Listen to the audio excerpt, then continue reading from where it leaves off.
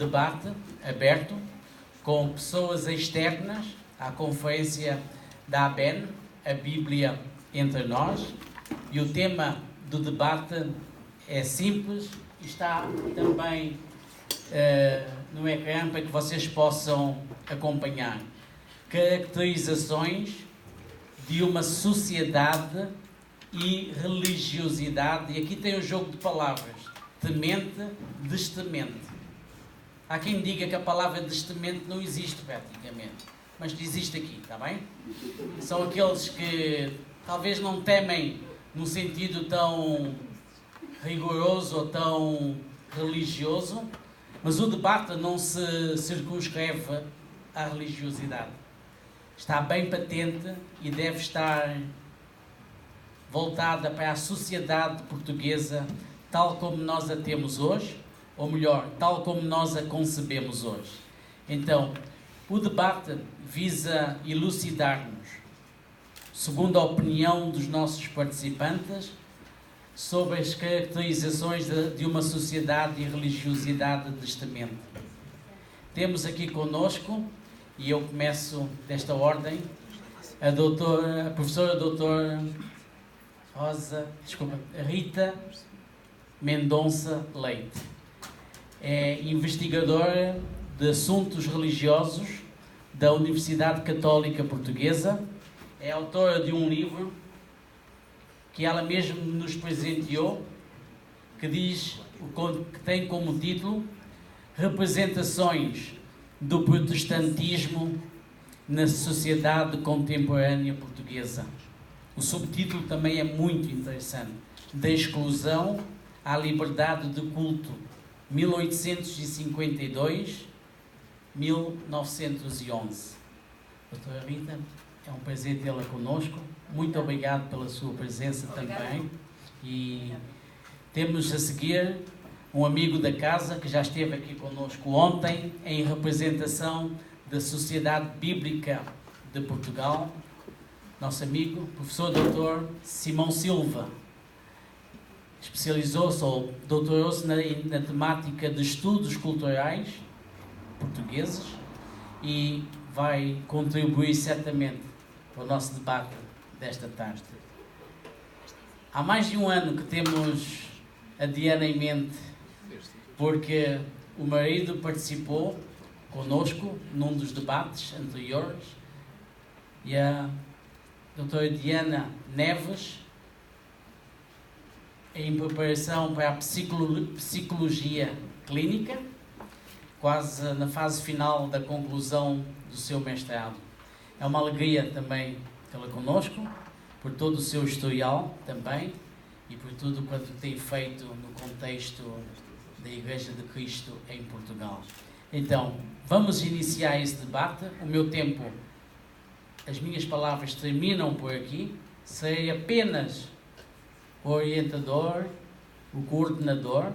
A voz é toda vossa. Livre para expressar os vossos pontos de vista, independentemente da vossa filiação religiosa. O que nos interessa aqui é ouvir o que vocês pensam da sociedade portuguesa contemporânea.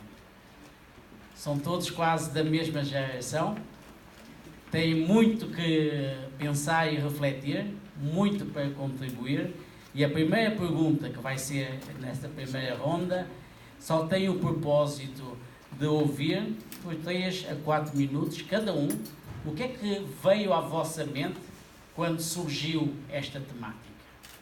O que vocês pensaram? Como vocês resolveram encarar esse debate?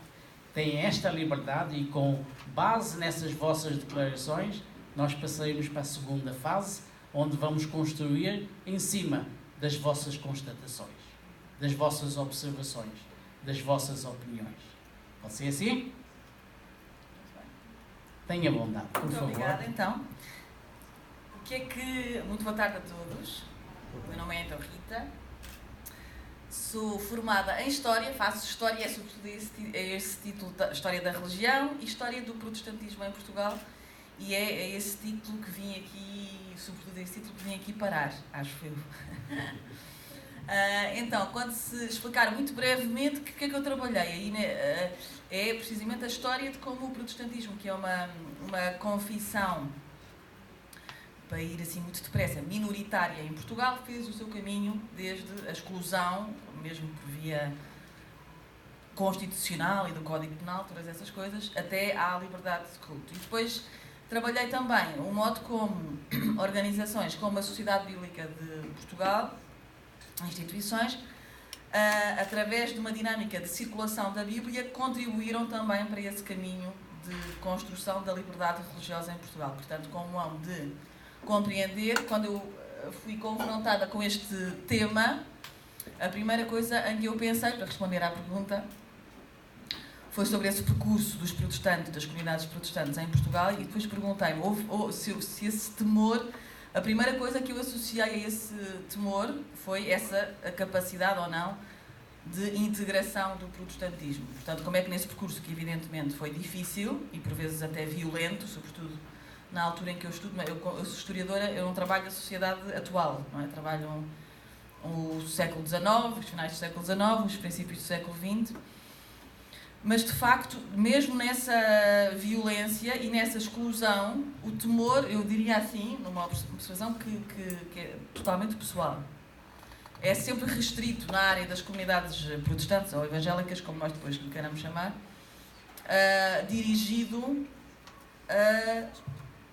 a Deus. Nunca se fala em temor, nunca há de facto um medo, apesar de toda a violência com que se podem ser confrontados, há sempre muita coragem e, portanto, são sempre comunidades muito destementes, as comunidades protestantes em Portugal. Até ao caso de vários exemplos que podia dar, depois de um caminho que eu analisei mais particularmente, por exemplo, os agentes da Sociedade Bíblica, ou os comportores da Sociedade Bíblica, aqueles que vendiam a Bíblia e distribuíam no princípio do século XX em Portugal, que são de facto vítimas, esses sim, de alguma violência e nunca temem esse percurso que assumiram, essa missão também que assumiram e reservam sempre para o campo da religião esse temor no sentido mais estrito, porque de facto foram sempre comunidades que eu consideraria muito corajosas, muito destementes nesse sentido. Foi isso a primeira coisa. Obrigado. Simão Silva. Muito boa tarde a todos. Obrigado ao Instituto Bíblico pelo convite, pela confiança depositada e pelo epíteto de amigo. Eu preferi o título filho da casa, mas pronto, ainda sou amigo, já não é mau. Não, isto só para dizer que é com muito agrado que aqui estou, como amigo da casa, e é um prazer regressar.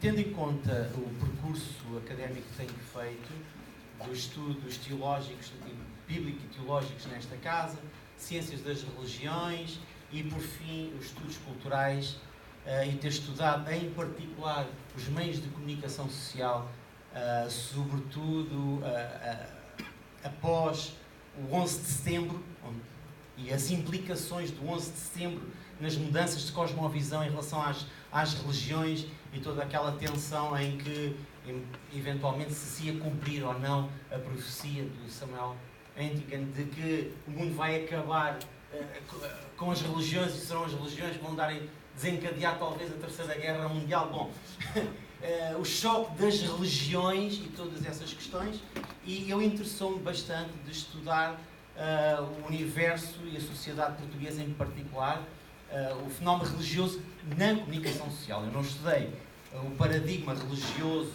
de como é que as confissões se olham a si mesmas, mas a sociedade em geral e em particular como é que essa cultura religiosa portuguesa é plasmada ou não na comunicação social. Então, quando me foi lançado este desafio, de facto, o que é que a sociedade portuguesa teme? Quais são os temores da sociedade portuguesa? Eu acho que a sociedade portuguesa, a primeira reação que eu tive, nem foi a sociedade portuguesa, é quais foram os meus temores. Confesso, o que é que eu tenho medo? Com que medos é que eu cresci enquanto protestante e evangélico? Quais foram os meus medos? O católico sempre como um estranho para mim, ou não em alguns aspectos, mas o outro como estranho. E depois Mais tarde, através dos olhares da comunicação social, os islâmicos e, sobretudo, não o Islão, mas aquelas pessoas que põem, o islamismo para mim era aquelas bombas que realmente as pessoas punham um colete e arrebentavam, isso é que era o Islão. Depois, claro, li o Alcorão e não encontrei lá isso, mas pronto. Parece que as caras mudaram quando eu disse que li o Alcorão. Peço desculpa a alguns. Sim, eu li o Alcorão e continuo evangélico, acreditem. E não foi profissional, ninguém me obrigou, fui eu que quis ler. Então, a questão é essa, exatamente, interessar-me pelo outro, esse que a mim suscitava medo por causa da estranheza. E eu acho que os portugueses têm uma certa... Primeira característica que eu acho na sociedade portuguesa, o português às vezes tem esse medo de lidar com, entre muitos medos da sociedade portuguesa, aquilo que é estranho. Então nós temos a tentação de rotular, de classificar, de categorizar para resolvermos o problema da estranheza. Então, este é aquele que já não me é estranho, mas que eu classifico como tal. E depois eu vou, lá nos meus estudos, então, ver como, de certo modo, o protestantismo foi capturado exatamente pela sociedade portuguesa, também como estranho, para muitos portugueses, e eu é que era o estranho dos outros, naturalmente que os outros se tornaram estranhos para mim. Eu tive que perceber isso, ir desconstruindo esses medos e o fenómeno religioso. Não era necessariamente, não andávamos à calhoada uns com os outros, embora os meus avós andaram, e sofreram algumas pedras, mas eu não sofri isso, mas o outro deixou de ser tão estranho para mim e por causa disso esses medos também foram caindo por terra e hoje tenho o privilégio de ter amigos sérios, amigos católicos, gente com quem eu oro também e pessoas que de facto era impensável meus avós viverem essa realidade. Diana, por favor. Antes de mais, obrigada pelo convite de estar aqui. É um prazer estar aqui. O que é que eu pensei quando ouvi este tema pela primeira vez? Eu sorri, na realidade eu sorri ao ler este tema e lembrei que este tema fez parte da minha vida desde que eu me lembro. Talvez pela minha definição de temor e talvez por aquilo que eu vi o que era o temor. E então eu recuei uns anos atrás, na minha infância, e lembrava que, por exemplo, que eu sentia temor pelo meu pai. E este temor era sinal de respeito e de consciência de dependência dele e da minha mãe. E lembro de pensar, por este respeito que tenho ao meu pai e aos meus pais, eu também queria agradá-lo e também queria fazer o que era certo e incomodava-me se o ferisse e se o deixasse de alguma forma triste. E então estava já a lembrar, já estava na minha infância e depois fui crescendo e isto foi sempre me acompanhando durante a minha adolescência, este temor que quando eu conheço então Cristo, este temor volta-se para Deus, não é? Um temor, lá está, naquilo que eu estava a pensar, no temor como respeito, como reverência, como consciência da minha total dependência em Deus e então fluía, não é? Fluía esse temor para com Deus. Quando surgem os filhos, e em especial os nossos filhos adotados, foi muito interessante porque, e talvez por isso é que eu sorri, porque esta frase foi dita por mim algumas vezes aos meus filhos, porque sentimos que nele, tanto eu e o meu marido, sentimos que neles era difícil encontrar temor. Era difícil encontrar o respeito, fosse por quem fosse. E era difícil encontrar uma consciência deles na dependência. E então, talvez daí surgiram imensos sarilhos e imensas coisas que não eram as coisas mais agradáveis. Mas quando eu ouço este tema, eu pensei neste percurso, no meu percurso de vida, e pensei na importância do temor e como esta sociedade sinto que é destemente, mas noutro sentido. Faz sentido? Pronto. E que realmente esta consciência de dependência, eu recordo de questionar, até eu e o meu marido questionarmos, mas como é que se ensina temor? Como é que se ensina? Nós recebemos o nosso filho com 10 anos e com 8 anos, 2 rapazes. Como é que nós ensinamos o temor? E era isto que eu estava a pensar, enquanto eu pensava no temer a Deus, no temor no geral, como é que nós ensinamos este temor? E e foi difícil, foi bastante difícil, mas creio que foi com o tempo e que o temor não se ensina, o temor ele vai fluindo, e de ver o exemplo, de ver referências, ele vai acabar por fluir. Hoje posso dizer que ele já tem temor, hoje posso dizer, mas já se passaram 7 anos, então eu acho que é um processo. Mas percebi que realmente o temor é difícil de nós até conceptualizarmos o temor. Porque se por um lado o temor também significa medos, anseios, receios, o temor também significa consciência de uma total dependência.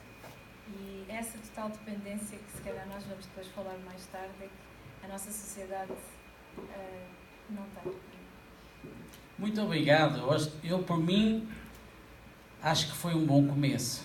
Deu para ver que o temor não é património de ninguém, nem de nenhuma das denominações religiosas e nem sequer se restringe ao cristianismo.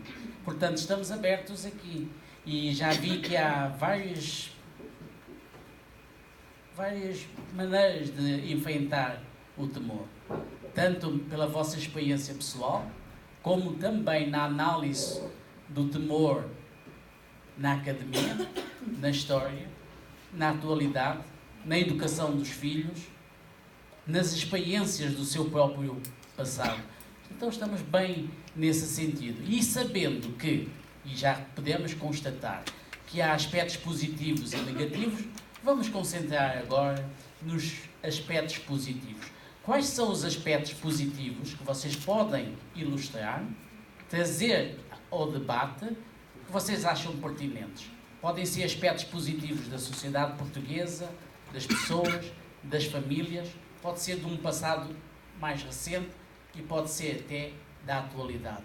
Fiquem à vontade. Simão, posso começar contigo? Bom, aspectos positivos. Aspectos positivos, mas em relação à sociedade em geral. Isso. Podia dar os meus, mas eu tenho que sempre confrontar. Uma coisa é o que eu penso, outra coisa é as pessoas que eu estudo.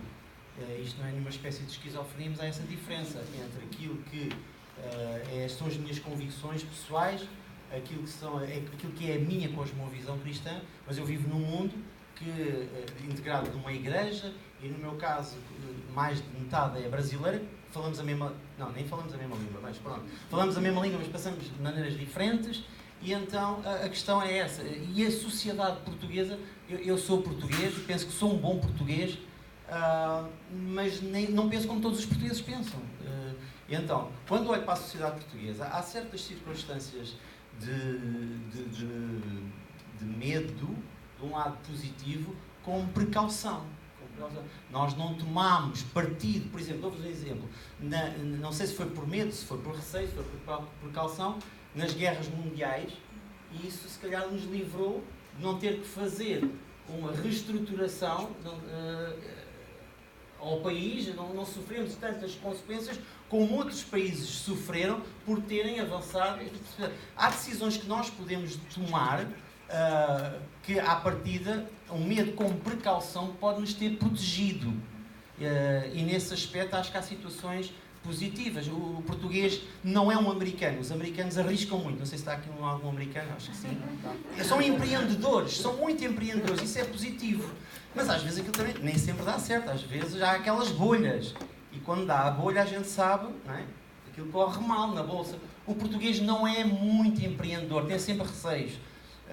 O meu avô era um homem de negócios, podia ter sido um grande homem de sucesso, mas houve uma altura que o sócio disse assim: Manel, nós temos que passar do carro de burro para comprar um carro, porque já há carros e a gente leva menos tempo a trazer a fruta de Lisboa para a Vidigueira. O meu avô era da Vidigueira. E então o meu avô disse: não, isso tem-se que investir muito, o carro é muito caro, tem muita despesa. E eles dividiram-se, a sociedade que tinham, e esse senhor hoje, que não é o meu avô, pena minha, não, graças a Deus eu gosto muito, amei o meu avô, foi muito querido, passou-me outros valores, mas neste caso, por medo, o meu avô não avançou, aquele senhor tornou-se um dos homens mais ricos da Vidigueira, exatamente por ter arriscado a comprar um carro há 60 anos atrás, ou 70, dos primeiros carros, e começou a fazer negócio, e o medo aí neste caso, paralisou o meu avô. Então, há medos que podem ser positivos, há medos que podem ser negativos, mas o que eu quero dizer é que há certas situações, certas decisões que nós tomamos por precaução, em que eu acho, como sociedade em geral, que podemos olhar para o medo como algo positivo.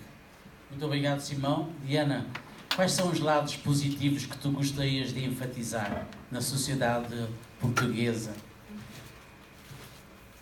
Os medos? Os temores. Os temores. Positivos, do ponto de vista positivo. Ok, do ponto de vista positivo. Eu penso que uma sociedade temente, e penso que na questão da sociedade portuguesa, uma coisa positiva, algo positivo, é uma satisfação. Não é? Uma satisfação.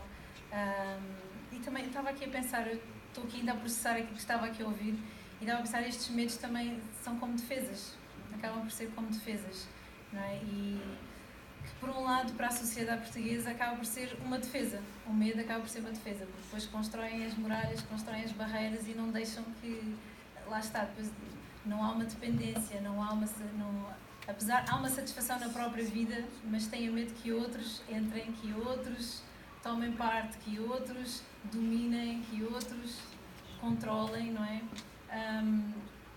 É positivo nesse sentido, porque há uma certa proteção.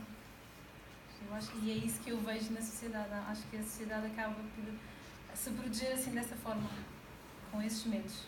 Muito bem. Doutora Rita, o que pensa? Eu achei muito interessante o que vocês disseram. Quer agora, quer há pouco. Fez-me pensar também aspectos positivos. Como tenho este problema crónico da história, é que eu pensei, no caso do protestantismo, é mesmo isso. A história do protestantismo é uma história também de sobrevivência em Portugal, porque associada a esse, quando falou, eu estava a ouvi-la e a pensar, a Diana, a dizer a questão do temor não apenas como um receio, mas também como o respeito. Era nesse sentido que eu também falei das comunidades protestantes como associando a questão do temor exclusivamente a Deus, não o temor de viver na diferença. Não é? Porque, evidentemente, em casos práticos terá existido. Eu acredito que, evidentemente, não seja fácil ser diferente, ou rotulado como diferente, claro. Mas então, eu diria, acrescentava também a isso, o aspecto positivo, essa questão do receio, certo? Do respeito e também da confiança plena na vontade de Deus, na misericórdia de Deus, na vontade de Deus, e por isso também, quase como se fosse a simetria disso, dizer, não ter medo de viver como um protestante numa sociedade que é maioritariamente influenciada pelo catolicismo.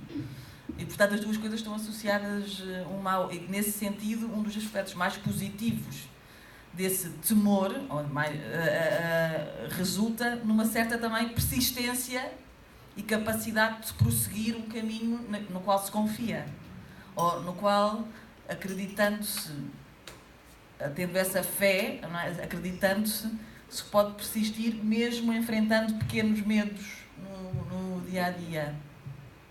Sim, com certeza. Por exemplo, eu lembro muito bem, talvez eu devo o meu conceito de temor, talvez no bom sentido positivo, eu devo à minha infância. Frequentador assíduo da missa. E foi o catolicismo quem me deu. Há dúvidas nenhumas. Portanto, o temor, como eu disse, não é património de ninguém. É de quem sabe cultivar. E nesse aspecto já demos, pelo menos vocês já deram uma perspectiva dos aspectos positivos que há do temor. Quais são os aspectos negativos? O que é que acha? Pensando hoje abertamente da sociedade portuguesa, porque se o tema desta conferência é teme para que não temas, então valoriza-se também o não temor, como também quer-se valorizar o temor no sentido positivo. Quais são os temores negativos que provavelmente nós temos que pensar duas vezes para não seguir esse caminho? O que é que acha, doutora? Quer dizer, eu acho que está essa inexistência do temor associada a efeitos negativos, quer dizer, o relativismo completo, não é? Quando deixa de se acreditar ou de se ter essa ligação, mesmo que não seja a questão da fé, mas quando se deixa de ter um vínculo ao que quer que seja, é perigoso. É perigoso, evidentemente. Isso imagino, por acaso eu diria até mais um problema que padecem provavelmente mais muitos católicos romanos do que propriamente. Porque depois é uma coisa deixem-me contar só esta. Porque eu, que trabalho na Universidade Católica, sou e que também sou católica. Por acaso, acho que não aprendi propriamente na Igreja Católica esse sentido do temor, porque é uma coisa que agora já não fica nada bem, não se fala muito. A minha imagem do temor, eu acho que isto é um sentido negativo, porque é muito restrita. É uma coisa que é quase no limiar do traumatizante. Quando eu estava na catequese, fomos fazer uma visita. Agora não, por favor, não... Isto vai parecer um bocadinho estereotipado, mas é o exemplo que eu me lembrei. A Fátima. E ao Museu da Cera, a Fátima. Museu da Cera, acho que se chama assim Museu da Cera. É isso mesmo. Há uma imagem de Lúcia, da mãe, há uma imagem do inferno, que é absolutamente aterrorizante, mas e sobretudo não explicada, e a imagem, ainda mais do que, para mim, mais impressionante, que é a imagem da mãe da Lúcia. Há também uma que a ralhar, porque há uma altura, evidentemente, que a mãe da Lúcia não quer impedi-la de contar as coisas que lhe aconteceram. E então, isto para dizer, o aspecto negativo, claro que o temor tem um sentido positivo também, mas é quase a caricatura desse temor, no sentido de se restringir só a esse receio, no sentido mais negativo, o medo puro, não é? E, portanto, nesse sentido, eu acho que isso é também um aspecto negativo, quando se define o temor apenas por uma parte daquilo que ele é, por esse medo. É isso. Exato. Quando temos essa tendência de apenas de pegar uma parte ou de exagerar uma, temos sempre problemas. Queres expandir um pouco mais? Simão? Podia expandir a nível pessoal, mas não queria conduzir o meu pensamento só por testemunhos pessoais e que gostava de caracterizar mais a sociedade portuguesa. Força! Mas posso dar ao pessoal, comungando e subscrevendo a experiência da Rita, porque eu também cresci numa denominação, não vou dizer qual é o nome,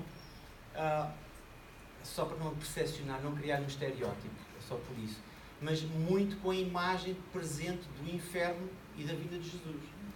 Então, eu cresci dentro destes dois estereótipos de medo, por um lado de que Deus era um sujeito de barba branca, muito rabugento, sempre pronto, um juiz, pronto a punir, e a imagem do inferno, se eu não portasse bem, é para onde eu ia. Cada vez que a minha mãe castigava, era um inferno, porque já na terra. Eu imaginava o outro. Então, o que falavam, cada vez que a minha mãe me punia, era um inferno cá na terra, o da igreja ainda era pior. Então, era bom que eu fosse certinho e direitinho. Eu cresci aprendendo a amar a Deus um medo estranho e negativo. Eu experimentava mais o medo. Eu procurava fazer o correto por medo e não por amor. E foi na minha experiência e descoberta de uma relação com Cristo que eu aprendi o amor de Deus na minha vida e que Deus não estava propriamente interessado em punir, mas a amar, a corrigir sim, mas em amor. Por outro lado, como é que eu hei de dizer? A vinda de Jesus, quer dizer, aquela iminência de um certo medo, até de planear, mas planear para quê? Mas uma certa tensão, será que eu estou bem? Será que eu estou santo o suficiente? Mas se Jesus viesse agora, será que eu disse alguma palavra incorreta? Então é um medo constante e não me deixar abraçar. Eu perdi esse medo. Será que eu estou santo o suficiente? Era bom, eu percebi a intenção. E digo isto com muito amor e carinho a todos aqueles que me doutrinaram, atenção, digo isto com esse, mas foi muito inculcado o medo, por um lado, de um Deus punidor e, por outro lado, a necessidade de uma santificação diária, porque podia ser hoje à noite.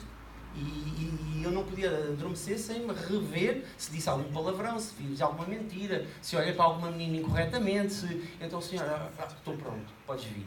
Eu adormeci em paz. Se ele viesse, também construía essa imagem, ele vem de noite, não de dia. Então, antes de dormir, eu ficava em paz com o Senhor, que ele podia vir de noite. E então, à noite, a minha oração noturna era sempre essa: o que é que eu fiz de errado para fazer as pazes com Deus, não fosse Jesus voltar? Então era uma tensão, era uma angústia que foi preciso crescer, positiva, porque isso também me criou limites, balizas, também me criou autorreflexão, também criou introspeção em mim, avaliar-me a mim, não deixar só que os outros me avaliem e pensem para a minha cabeça. Claro, teve coisas positivas, mas também teve um imaginário de uma relação muito frágil, muito fria de Deus. Mas em relação à possibilidade, porque isso fui eu, como protestante, nos limites e nas coisas muito boas da igreja e dos meus pais que me educaram nessa mesma igreja, Mas a sociedade portuguesa, acho que há um medo que foi transferido. À medida que a Igreja Católica e Protestante, porque não foi só a Igreja Católica que tem católicos não praticantes, eu tenho na minha família muita gente protestante não praticante, e lidamos com essa realidade. Gente que não se zangou com Deus, mas zangou-se com a Igreja. Gente que foi transferindo os seus temores a Deus para outro tipo de temores. Então a sociedade portuguesa também hoje está caracterizada por uma secularização do temor. Hoje se calhar não tememos a Deus como tememos com o povo cristão, 99%, que era há uns anos atrás, mas transferimos esses temores para, por exemplo, sei lá, o que é que vai acontecer com o Brexit? Será que vamos ter emprego? Não vamos ter emprego? Será que os impostos vão aumentar ainda mais? Já é tanto, o emprego vai subir, vai descer? O que é que vai acontecer à saúde dos meus filhos? E se calhar por isso que os portugueses têm o fado. O fado é sempre esses cantar os temores. Ouvi dizer, tenho pena de não estar aqui amanhã porque queria ouvir o fado, se é redentor, se é uma lamentação. Mas o português é muito desse tipo de fado, mas infelizmente não da celebração da vida, mas de falar dos seus medos. O fado pode ajudar a exprimir, porque o português tem muito medo, não é? Então, por exemplo, eu tenho receio que Jesus volte e o meu clube nunca seja campeão. Pronto, mas há esses medos, não é, Miguel? Transferimos. Não temos certos medos, porque ainda hoje há portugueses que não são já religiosos, mas transferiram para o clube. O Benfica hoje é uma religião. O Porto é uma nação, mas o Benfica é uma religião. Há cânticos, há ídolos, há procissões, há a catedral. E parecendo que não são simbologias, são linguagens, mas nós transferimos. Deus morreu, anuncia-se os filósofos, alguns teólogos falam da morte de Deus, a sociedade matou Deus, Deus saiu da academia, já não é objeto de estudo, os paradigmas académicos são definidos por... Bom, Deus é coisa lá da teologia, não podemos estudar Deus, Deus não é estudável. Deus foi retirado disso, a espiritualidade, não há instrumentos para medir a espiritualidade, a academia não tem. Quer dizer, parece que há aí uns estudos sobre a felicidade, os índices de felicidade, mas ninguém estuda os índices de espiritualidade. Ou se a espiritualidade faz parte dos índices de felicidade. Porquê? Porque há medo até de... um estudo sério é um estudo que não fala de Deus. E de repente, mas transferimos esses medos para outras coisas. Então construímos outros deuses, outros medos. E eu gosto mais de falar desses, mas também, pronto, já gostei muito tempo. Muito obrigado, Simão. Diana, tu já tocaste nestes assuntos quando falaste dos teus próprios filhos e quando falaste da tua relação com os teus pais. Queres acrescentar algo? Porque aqui já temos matéria muito boa para aprofundar. Queres acrescentar algo? Eu queria acrescentar algo, no sentido, mas se calhar enquanto eu estava aqui a ouvir, eu estava aqui a refletir em como existem dois polos aqui, não é? Nós temos o temor demasiado, como o Simão estava a falar em relação ao crescimento, em que o temor era muito punitivo, e eu ouvi, como para mim o temor não era punitivo, eu cresci com um temor mais de respeito, de reverência, de consciência, de tal dependência, quando eu... talvez agora mais na faculdade eu começo a ouvir, os professores falam muito sobre como a sociedade cresceu na era de que vais para o inferno, os castigos, e então o povo crescia como se estava enclausurado quase, não é? Não tem a liberdade, assim, qualquer pé em falso vais para o inferno, o teu destino é o inferno. Então este temor negativo acaba por gerar culpabilidade, punição, condenação, e era um peso, era um fardo que o povo acabava por carregar, não é? Depois temos o outro lado, em que não há temor, não é? O outro lado, estamos num extremo, não é? Em que não há temor, e o que há? Confusão, não é? Nós vemos uma sociedade confusa, indiferenciada, não há limites, então existe muita porosidade, muita... preabilidade há muitas coisas que se confundem e fundem-se umas nas outras e depois já não sabemos onde uma coisa começa e onde acaba e misturam-se coisas que já não é para misturar e então são estes dois polos que realmente não são positivos de todo, não é? E enquanto se nós estivermos no meio está a virtude, costuma-se dizer, temos uma vida plena, não é? Mas queria só ressaltar isto, que realmente há dois polos e que há pessoas que estão a crescer num polo e outras estão a crescer noutro. E estão-se a desenvolver. Muito obrigado. Do que eu pude constatar e observar-vos e ouvir-vos, eu creio que pode-se resumir até aqui que o temor, o conceito de temor, pode servir de uma ferramenta e pode ser uma arma de arremesso. A arma de arremesso não se restringe, pelo que eu ouvi, apenas à religião. Os padres, os pastores, os bispos, os papas, os líderes religiosos podem usar o temor num sentido como ferramenta, como também pode ser uma arma de arremesso. Os políticos também. Imagina, eu viajei logo depois do 11 de setembro e, a pretexto do 11 de setembro, foram-se cometendo alguns exageros. Parte do processo. Alguém falou no processo há pouco tempo. Então, hoje, a sociedade portuguesa, como nós a vivemos e como nós a vemos hoje em dia, está mais inclinada para ser ferramenta ou mais como arma de arremesso? O que é que acham? Hoje, pensem nas crianças que vão à escola. Onde é que eles se posicionam? É tudo muito para o lado da libertinagem ou ainda temos alguma coisa referencial? Então, Rita, o que é que pensa? É difícil essa pergunta. Mas eu tenho também, experiência... o objetivo é aprofundarmos agora. Sim. Eu tenho também o privilégio, dou aulas na Universidade Católica, de uma cadeira que se chama Cristianismo e Cultura. Todos os alunos da Universidade Católica, todos, à exceção, evidentemente, dos de Teologia, porque têm muitas cadeiras semelhantes a esta, têm que ter Cristianismo e Cultura. Então, eu tenho experiência, é muito interessante a sua pergunta, ainda hoje de manhã estive com eles, do ponto de vista do referencial. Nós, em Cristianismo e Cultura, evidentemente, como eu sou de História, não aprofundo tanto a questão da teologia, mas sobretudo da história do cristianismo, porque é o que eu sei ensinar. Mas tenho que começar pelas grandes referências, a definição daquilo que é o cristianismo, com base em 3 elementos fundamentais, que costumam ser a herança judaica, a figura de Jesus, evidentemente, o fundamento do cristianismo em torno de Jesus, e depois a Igreja, no sentido da Eclésia, E acontece todos os anos, agora nos últimos 5 ou 6 anos, estar durante algum tempo nas aulas a falar sobre referenciais, arquétipos que eu parto do princípio que são partilhados por todos os alunos, e ter metade da sala a olhar para mim assim e outra metade a olhar. Portanto, eu fazer a pergunta, se quiser falar sobre a tradição, vamos ver, abraâmica, e ver que mais de metade, aí é mais de metade, 80% dos alunos não faz a mínima ideia sobre quem é que eu estou a falar.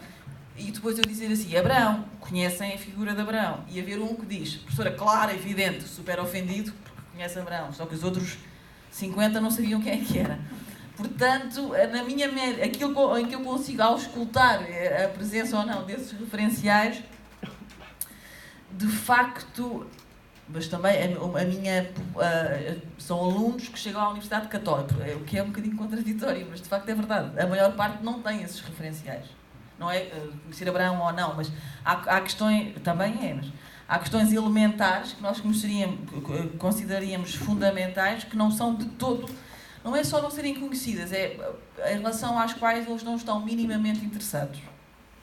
Eu penso que isso é muito, muito verdade. Pois. Isso corresponde mesmo a todas as transições por que nós temos passado, realmente. E é verdade.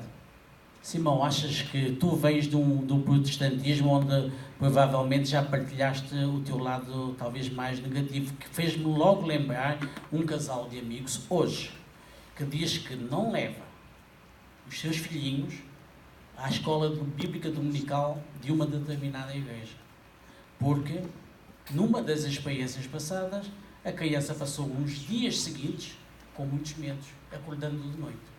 Porque o inferno foi pintado de tal maneira que as coisas podem, às vezes, levar para um caminho totalmente oposto. Então, o que é que tu pensas desses aspectos em concreto? Aprofunda um pouco mais para que possamos depois também refletir. Porque queremos também ver onde vale a pena apostar num bom sentido de temor. questão principal, eu penso que é quando nós não temos uma teologia do temor, nós falamos do temor e criamos, e não nos apercebemos de várias percepções. Eu falo de temor, eu posso estar a falar num registro, mas o meu ouvinte, criança, adolescente ou adulto, vai, de acordo com as suas circunstâncias e percepções, apreender qualquer outra coisa que me pode escapar a mim. Eu falei de mim, mas com o maior amor e respeito por quem me educou e formou. Eu sei que na cabeça dos meus pais, e vou falar dos meus pais, não vou falar da minha igreja, estavam a criação de limites, a criação de situações de eu saber, se eu fizer isto, eu vou ter consequências. Claro que na altura, para mim, o que eu queria era ter a liberdade de fazer como apetecesse. Hoje olho para trás e digo que foi a melhor coisa que os meus pais fizeram, foi criarem-me limites. Mas aquilo era, na altura, era infernal. Claro, quando eu ia para a igreja e me falavam de Deus também tinha limites, eu comparava com os dos meus pais e aumentava o inferno. Eu é que estava errado, eu não estou a dizer que foram as pessoas, mas a verdade é que todos os domingos e uma determinada ênfase numa teologia que para mim está correta, o inferno é uma consequência, é para na eternidade, com consequências de decisões aqui, agora e hoje, e nós temos que ter essa consciência, porque eu também posso de repente, abolir isso e acabar, por exemplo, com a figura do diabo. Isso, nada disso existe, são figuras muito... Aliás, há igrejas cristãs que até já acabaram com a figura do pecado. Então deixou de haver limites e eu quase posso fazer tudo e Deus é um Pai Natal. Então eu tenho que saudar, ainda com algumas limitações na minha apreensão e no processo de comunicação, de como comunicar os limites e o inferno, a punição e Deus. Claro que se tu estiveres errado, tu tens as coisas, mas é um Deus que ama, é um Deus que corrige. Ele corrige, tem limites porque ama. Mas não foi, eu não aprendi isso à primeira, nem à segunda, nem à terceira. Mas dou graças a Deus porque fui criado com limites. E eu tinha medo, receio de ultrapassar os limites. E esses limites protegeram-me, quer fisicamente, quer socialmente, quer até teologicamente, que eu deixei de fazer coisas e que hoje têm sentido, mas foi na vida adulta que eu encontrei sentido para os limites que me deram, eventualmente mal comunicados, mas que me deram inicialmente.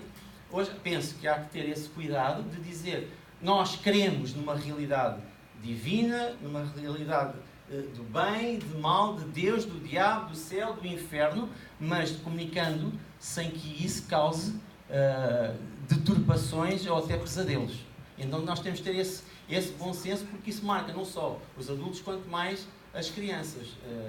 Mas quando isso é transferido para a sociedade, então acho que ainda é pior, porque então ficamos sem filtros nenhum e cada um faz o que quer daquilo que eu disse. E então nós hoje, eu posso estar a pregar uma coisa, eu tenho que me certificar que na minha igreja percebe o que eu quero dizer, mas pode estar um jornalista ali que pega naquilo e vai dizer exatamente o contrário para o jornal daquilo que eu disse.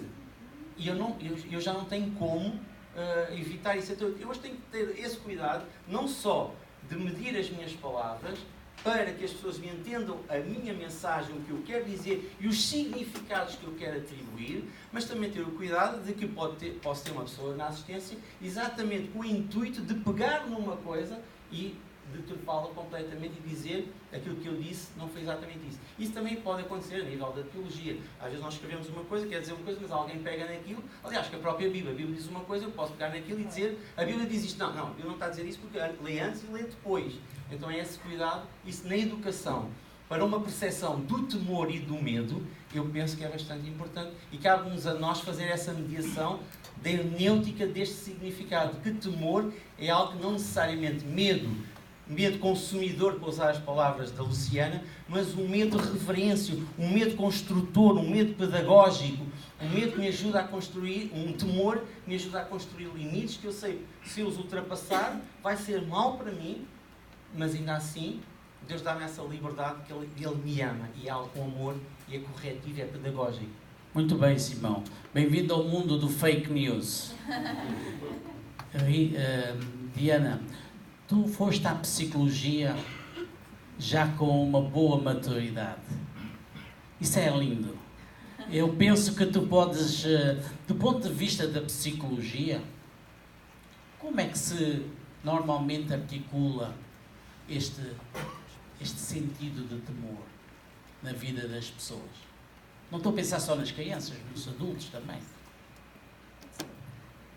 Porque isso entra diretamente no nosso psique, não é?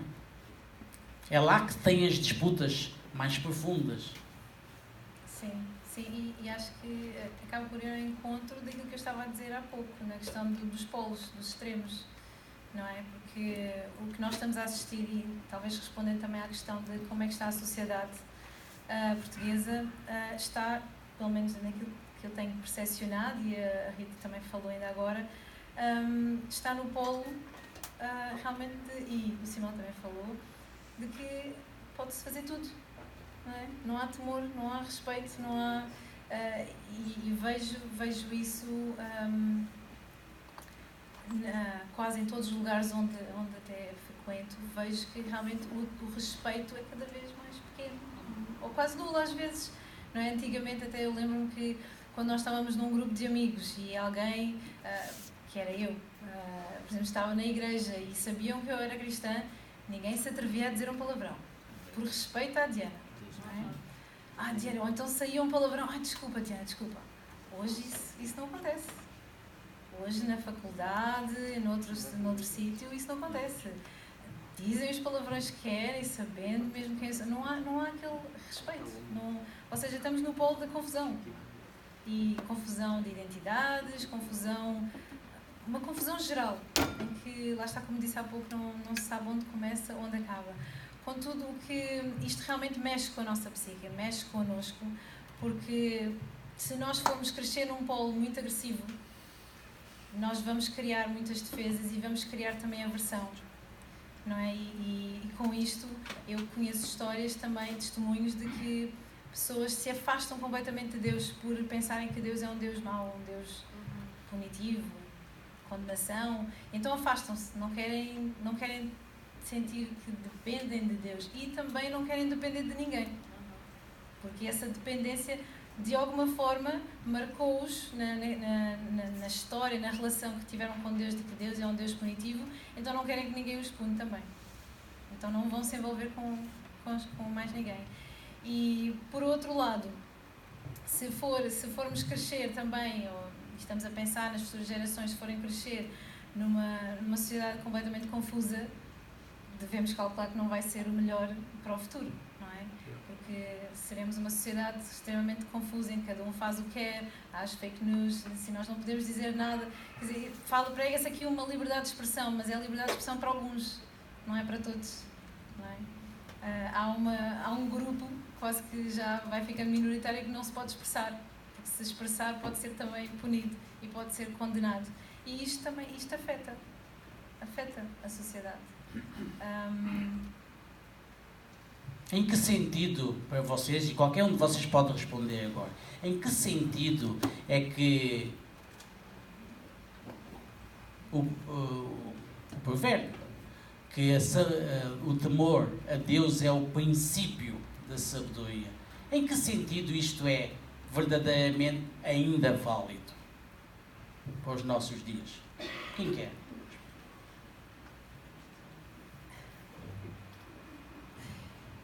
Para mim, em todos os sentidos, mas eu sou suspeito.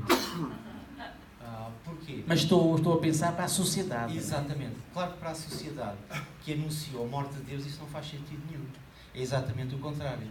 A sociedade, o sentido da vida, de alguns é matar Deus, porque Deus criou-nos muitos problemas. A religião trouxe-nos muito, eu não posso isto, eu não posso aquilo, eu não posso o outro. A religião, em muitos sentidos, criou-me limites e hoje, até nas músicas, o limite é o céu. Devia de ser Deus, o limite. Então era exatamente, faz isso, porque o céu onde está Deus é o limite, na qual a minha liberdade termina e começa a dele.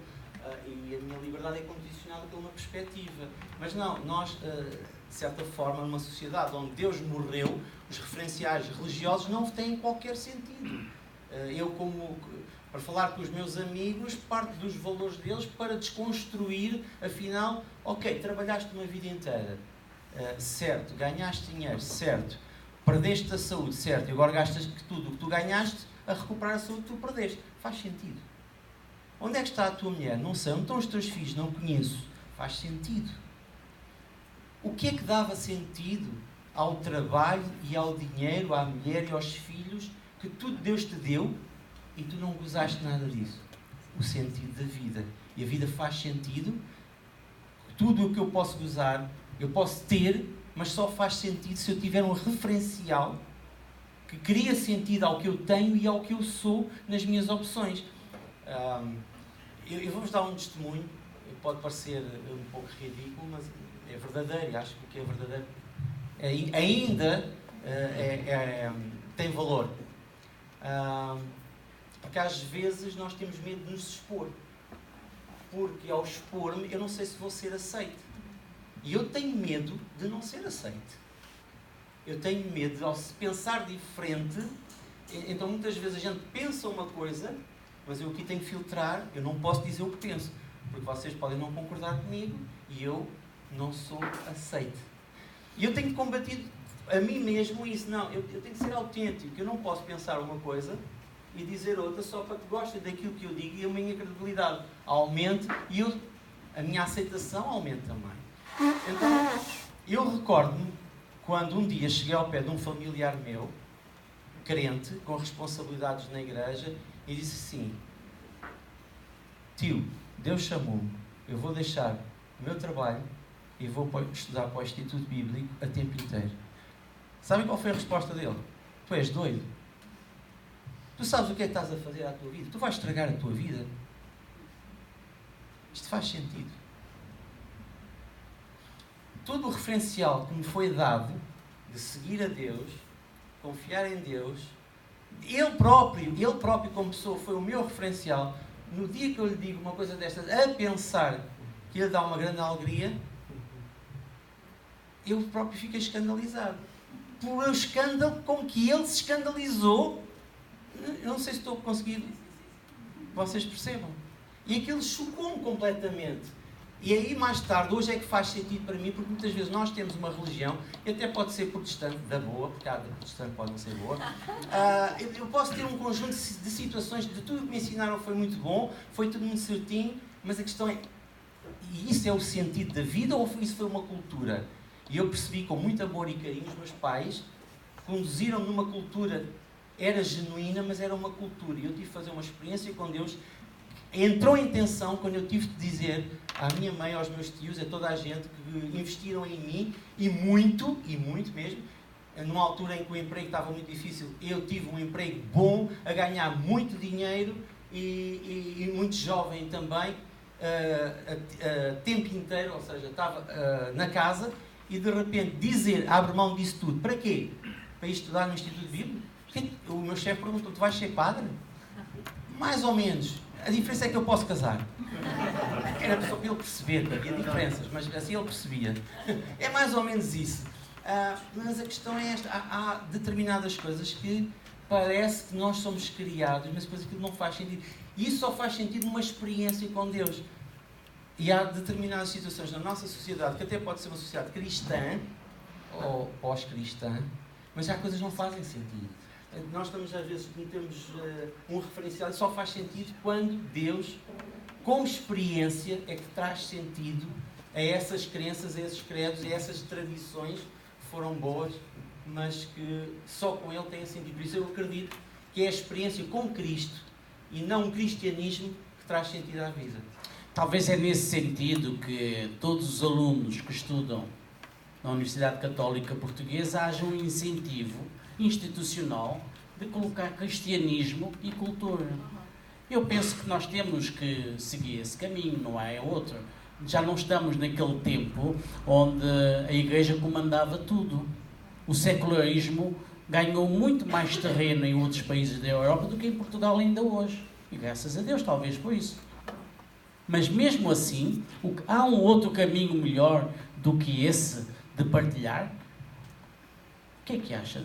Pois, eu acho que eu tenho também, até para completar a minha, essa visão, a experiência de, em relação a esse caso específico, dos alunos serem confrontados com uma disciplina, que é alunos de psicologia, que são os meus deste semestre, ou de direito, ou de comunicação social, e de pensarem à partida, ou não, vamos ter que ter cristianismo e cultura. Ficarem muito desiludidos quando eu lhe digo que não é catequese, e depois a seguir, ou ficarem... pensar, isto não tem nada a ver, porque eu estou aqui a estudar psicologia, porque é que eu quero saber o que é a história do cristianismo. Mas eu tenho, felizmente, a experiência de muitas vezes chegar ao final do semestre e eles depois dizerem, isto afinal Fez sentido. fez sentido. Isto afinal há aqui coisas que me vão ajudar a perceber, a escrever uma notícia porque sei do que é que estou a falar, a perceber melhor as pessoas, porque sei que elas serão ou não crentes ou poderão.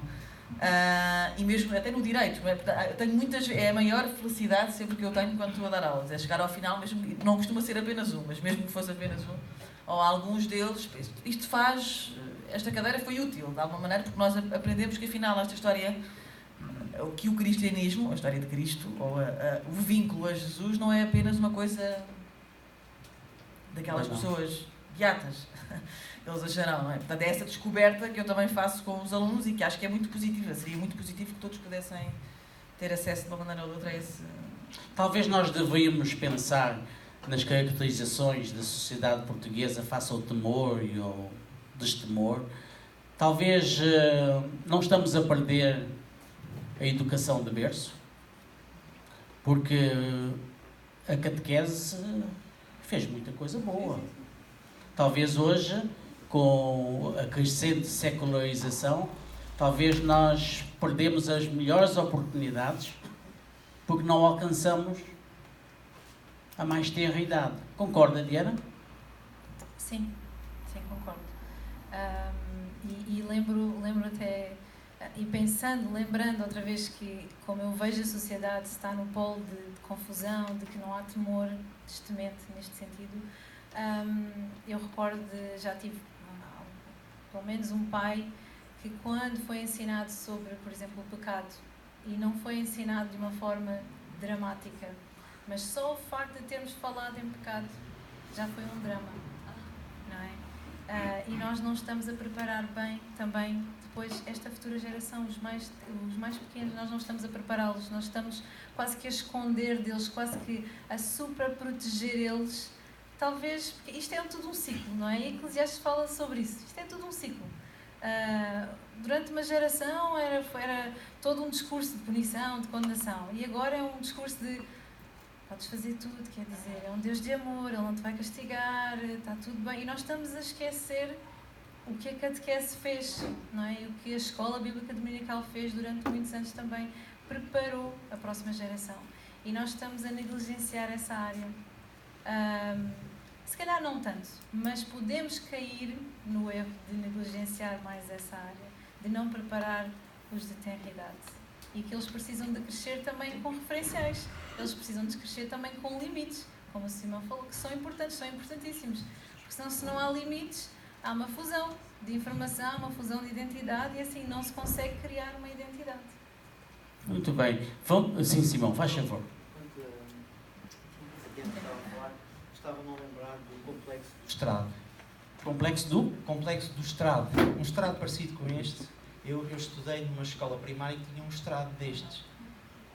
Mas eu já não sou do tempo dos meus pais que antes que estudaram naquela escola, antes de subir ao estrado, diziam: Sr. Professora, dá licença. E o professor disse: Sim, senhor menino, pode subir ao quadro.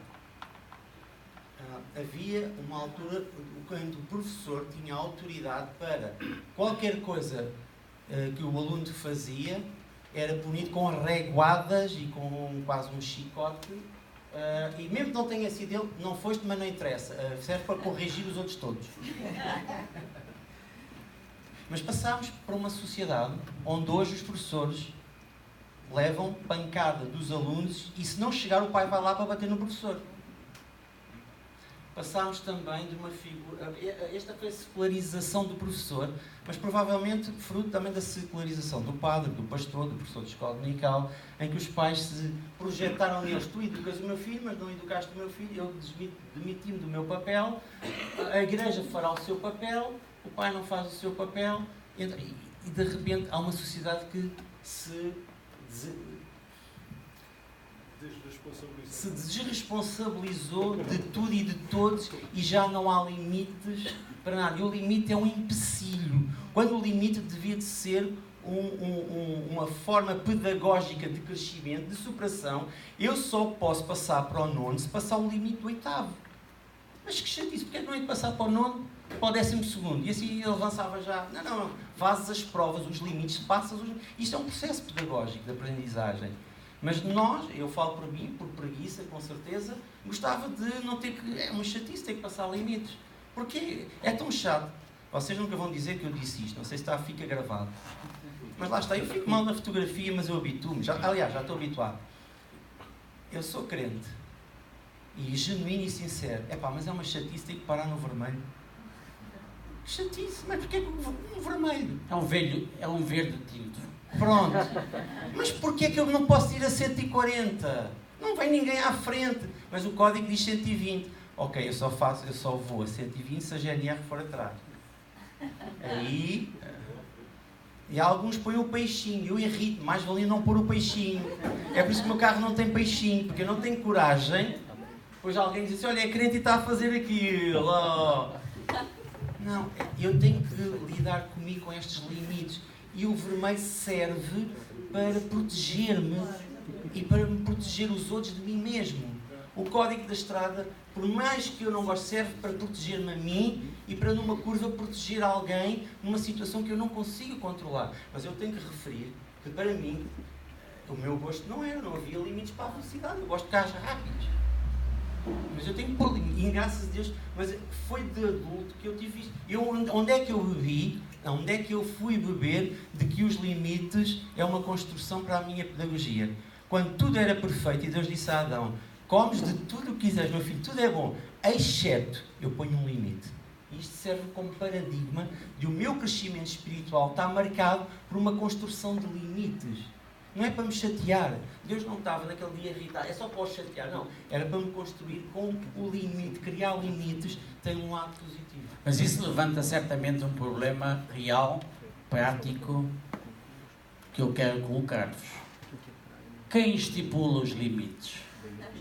Numa sociedade democrática? Ou vocês preferem viver nos tempos medievais? Também digo não. Mas quem estabelece os limites? Qualquer um de vós.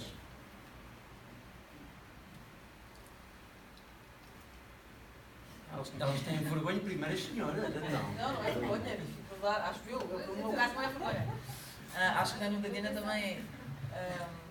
Mas é a questão da legitimidade, é isso, a legitimidade, a legalidade, o encontro entre esses dois patamares. Quem é que o estipula? Aquele a quem nós reconhecemos o direito de estipular, desde que permitamos também a outros reconhecerem a outra instituição o direito de estipular esses mesmos limites. Mas, de facto, é aquele clássico da minha liberdade que termina onde começa... Para isso é que serve o vermelho, não é? Porque, em grande sentido... Eu estava a ouvir a Diana há pouco em relação à questão do sentido, por causa da questão do provérbio, o temor como fonte de sabedoria, porque é mesmo isso, é o dar sentido, mas é também o dar ordem, o conceder ordem, disciplinar, sem que ordem nem disciplina, o vermelho, ou seja, o que for, tenha um sentido pejorativo nenhum. Quer dizer, para nós podermos viver em conjunto, temos que partilhar uma ordem, uma disciplina, que no fundo nos protege e nos faz respeitar uns aos outros. Agora, de facto, não é fácil definir quem é que são as fontes dessa legitimidade e dessa legalidade. Eu creio que essa é uma questão de fundo. Nós temos em Portugal, por exemplo, no cenário político-partidário, aqueles partidos mais fraturantes, que querem pôr tudo em causa, desrespeitar a tradição, a história, os valores, e tem outros partidos que têm igual liberdade de manter tudo em ordem, mas fazem pouco. Então, muitas vezes, quem faz mais barulho não é quem mais detém o poder. Quem mais tem acesso aos mídias, muitas vezes, não é proporcional às realidades. Como é que se vive neste ambiente? Retrocedemos, deixamos as coisas a andar. O que acham? Olá, Simão. Tu tens uma veia política aí escondida. Tenho dois amores, a política e a Bíblia. Mas gosto mais da Bíblia. Marco Paulo não sabia, tinha dois. Não sabia qual eu gostava mais, mas e tem amor, diga, política, não política partidária, política como polis, gestão da polis, preocupação com o modo como vivemos no nosso coletivo, porque não somos ilhas, não é? Tem esse lado, esse amor e uma leitura bíblica também de como a Bíblia nos dá uma cosmovisão política no sentido de vida coletiva, preocupação coletiva com o outro, não é só uma espiritualidade para consumo meu, pessoal, mas também para vivência coletiva. Sem querer deixar de responder esta pergunta, mas a tentação de responder à anterior, quem é que estabelece os critérios para, de facto, nós podermos ter limites? A minha questão, eu vou dar um exemplo, não sei se é o melhor, de quem são os nossos filhos? De quem são os nossos filhos? Para já estou a dizer que são nossos, são meus. Não é?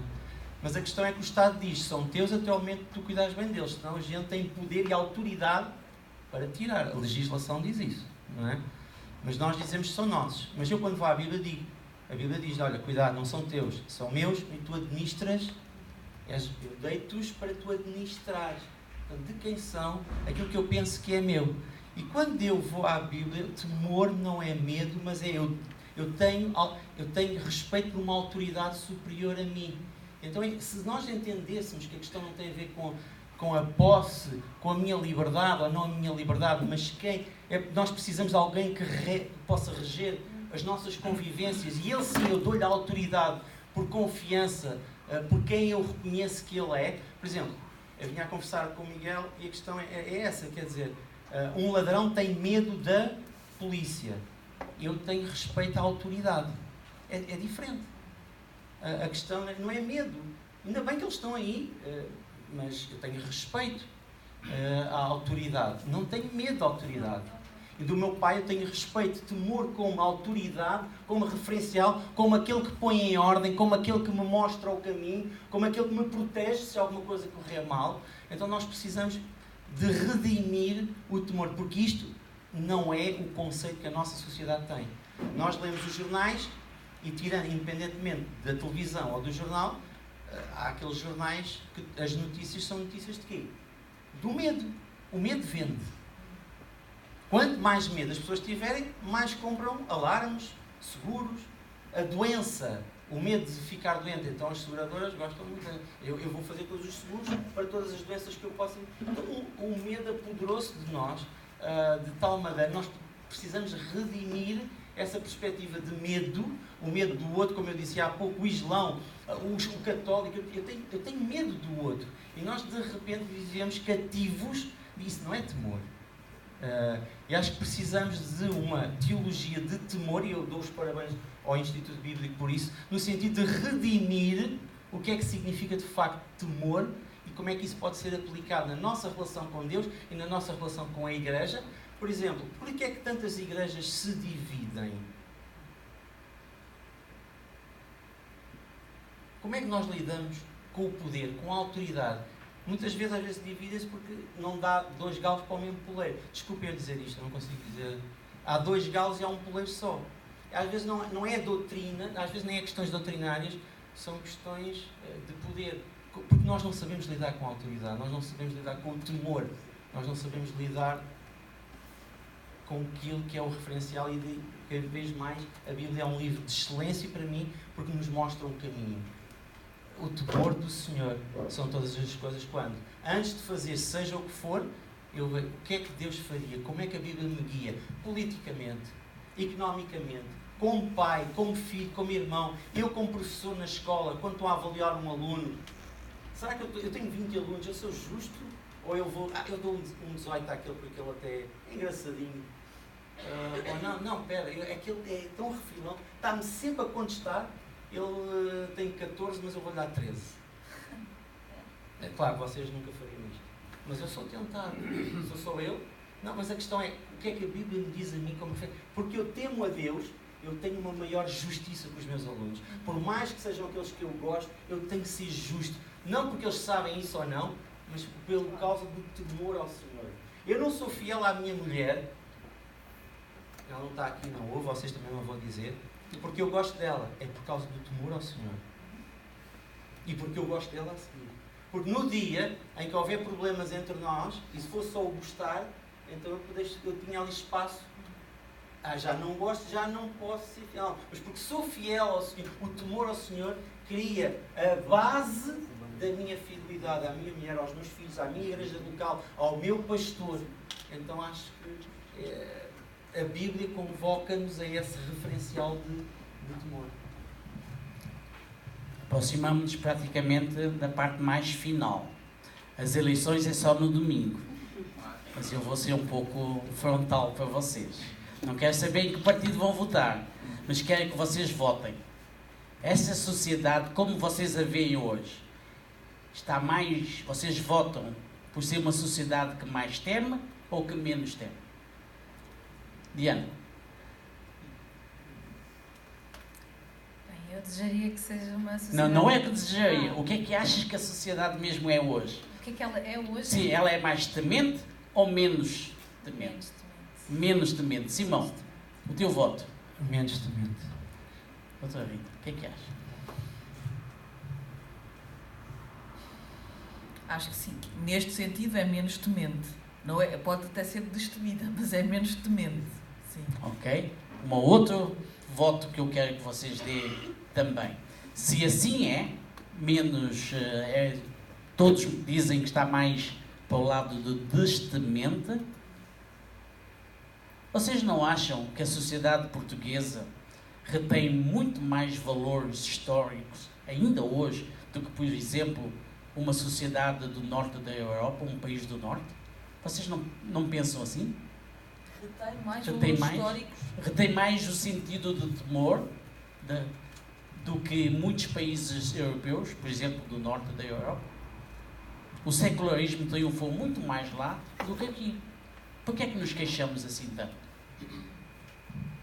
Sim, por um lado é verdade, porque nós ouvimos alguns testemunhos de alguns colegas nossos de países nórdicos, cada vez mais é difícil, por exemplo, em França, quer dizer, é impensável os sinais na escola pública religiosos.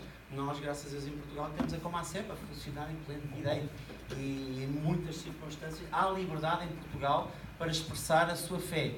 Temos casos de pessoas que estão, de pastores, que já foram chamados a tribunal por uma posição doutrinária e teológica que assumiram do padre da sua igreja.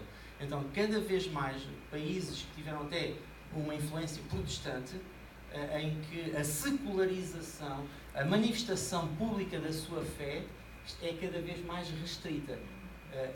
Em nome da liberdade, todos podem dizer tudo, exceto os cristãos poder manifestar publicamente a sua fé. E em Portugal, graças a Deus, ainda podemos gozar de... Ainda há pouco tempo me convidaram para, em plena academia, em várias universidades, de uma forma académica, dar testemunho de perspectivas bíblicas. Isto, há uns anos era impensável. Há 2 anos, 3 universidades organizaram um congresso internacional sobre a influência do protestantismo na Europa. Enquanto algumas universidades estão abandonando a análise da fé, nós ainda temos aqui espaço para a própria academia abraçar esse estudo. No ano que vem, 3 universidades outra vez vão se juntar para, em setembro, em Gouveia, apresentar, eu convido os professores, o corpo docente e discente desta escola, enquanto temos essa liberdade e podemos gozar dela, a ir juntarmos e num congresso podemos dar testemunho de como nós pensamos a influência, que a influência tem tido a Bíblia na cultura ocidental, nomeadamente na sociedade portuguesa em particular. E estamos a criar espaços de diálogo públicos e até académicos para dar testemunho da nossa fé. E temos relatos exatamente o contrário noutros países, que é cada vez mais difícil ter uma abordagem, um posicionamento público da fé que professa. Alguém mais quer acrescentar? Eu concordo que realmente os países nórdicos é diferente do que aqui. Contudo, eu acho que isto é um processo e vai cá chegando. Eu estava aqui a pensar, por exemplo, nos anos 80, 90, quando eu conheci a igreja, 90. Era muito mais fácil falar de Cristo naquela altura. eu recordo-me assim, era mais fácil mesmo na escola, não havia, para mim, na minha experiência, não havia perseguição, não havia aqueles olhares, não havia tanto, que eu hoje vejo que, por exemplo, na escola dos meus filhos existe mais. E lá está, não existe tanta liberdade de expressão, especialmente quando é os cristãos a falar, não é? Contudo, é assim, claro que isto não é geral, não é? Isto não é geral, mas em relação a algumas temáticas, vejo que aquilo que está a acontecer no Norte vai acabar por chegar aqui, inevitavelmente. Claro que nós todos precisamos estar prontos também para isso, não é? E acho que nós temos feito um bom trabalho para estarmos prontos para quando essa onda chegar. Mas... Vamos imaginar que vocês vão assumir a pasta de Ministro da Educação em Portugal. O que é que fariam para inculcar um referencial como este? No bom sentido, evitando um mau sentido. O que é que fariam? Vamos imaginar, vocês vão assumir a pasta desse ministério. Quem quer começar? Eu começaria por integrar a história da religião nos currículos do ensino secundário. Claro, sem dúvida. Porquê? Porque quando se estuda a história da religião, a história do cristianismo, percebem-se as sociedades contemporâneas. Claro que não é exclusivamente a questão religiosa, mas a questão religiosa que é sempre secundarizada, porque parece que é espiritual e as crenças e mais em grande medida, em muitos momentos da história, foi o fundamento de tudo aquilo que aconteceu. Muito mais do que a política, ou do que a economia, ou do que as finanças. Que é isso que e a mesma história social, a história das sociedades, não pode ser pensada sem integrar a religião, sem se ensinar a história do cristianismo. É impensável. Simão, Ministro da Educação em Portugal. Por pouco tempo, o Governo queria depressa. Não, mas corroborando o que a Rita disse, mas fundamentando com um exemplo.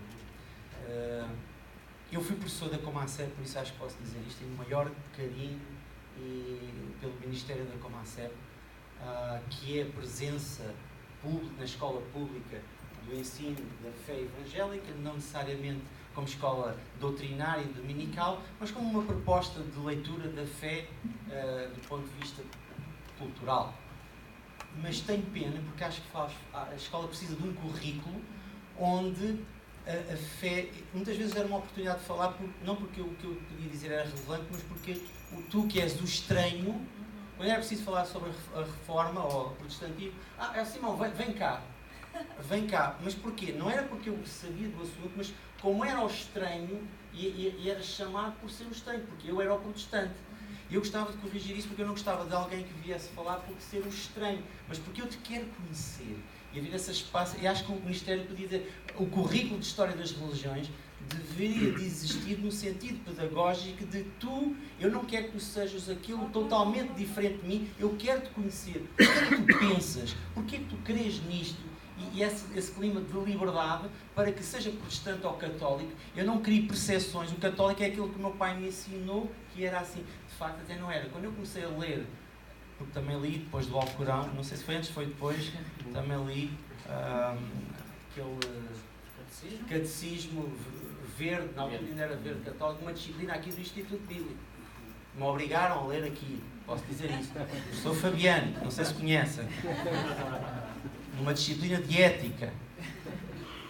Mas de facto foi maravilhoso, porque ao ler aquilo, percebemos que calhar as diferenças não são tão grandes. Claro que há diferenças, mas a oportunidade de também conhecer o outro e depois a minha afirmação, a minha identidade era construída não contra o outro, mas aquilo que eu queria, que eu pensava enquanto protestante, já não é aquilo que o outro não crê, mas aquilo que eu creio, e eu tenho uma proposta para a sociedade a partir da minha fé e do que eu creio, que é libertadora porque Deus me libertou, onde o outro tem liberdade, e crio liberdade do outro porque Deus a mim também me libertou. E levar essa experiência de fé, não para que o outro saiba apenas, o outro tem liberdade para saber quem eu sou, mas não tem liberdade para dizer quem ele é a mim. Não sei se estão a perceber. Então acho que, como Ministro da Educação, criar esse espaço de liberdade para que o outro possa, sem rodeios, sem receios, sem estigmas e estereótipos, poder ter voz, porque a mim nunca me deram voz.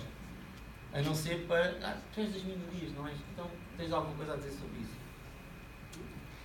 Ministra Diana. Então, assim, nós somos seres relacionais. E acho que aquilo que acabaram de dizer fomenta muito o respeito, não é? Conhecer o outro. Mas, sim, eu incluiria também o currículo de História das Religiões, porque assim é conhecermos. E é conhecermos que nós podemos respeitar também. É conhecermos, é colocarmos no lugar do outro, é sabermos o que aconteceu. A história faz parte de todos nós, faz parte das outras gerações e, consecutivamente, de nós também. Muito bem. Obrigado por essas informações, por essas ideias. Temos que chegar praticamente a uma parte final. Simão, tu queres dar mais uma palavra? Força. Mas isto é uma dificuldade que eu tenho, que é o tempo. Não o quero manipular, mas depois, como já viram... Mas não posso deixar de dizer isto, que se fosse Ministro da Educação, eu tinha que pautar, por causa da minha fé, do meu paradigma, do meu temor ao Senhor, por uma educação por excelência. E às vezes, como evangélico, a minha primeira reação é esta, é a questão do direito. Como eu fui perseguido, eu gostaria de viver num país onde os outros não fossem perseguidos. Mas às vezes também tenho que dizer, por causa da minha fé, acho que o paradigma, precisamos de uma reforma, de uma educação de excelência.